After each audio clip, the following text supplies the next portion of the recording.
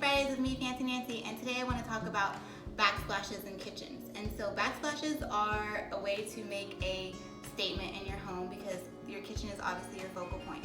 And the major thing that I always get questions about is if you have a bar and a kitchen right off of each other, do the backsplashes have to match? And the answer is no. So this is obviously my kitchen, and I have a very decorative piece of backsplash, and I took it all the way up to make more of a statement because I feel like it looks more finished out that way. And I love my backsplash, but I know it's also very bold and statement piece. So to keep it as a statement piece in my kitchen and not overpower my kitchen, I have a different backsplash in my bar that is cohesive with my kitchen.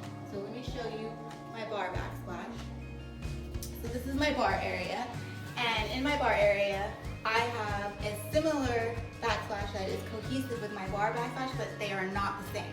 So this one I did not take all the way up, I just did a simple backsplash here, and it just highlights my bottles and my bars, but it is very cohesive and looks like a unit, and they work well together. So you do not have to be matchy-matchy, because matchy-matchy is out, people. Let me just tell you, it's out.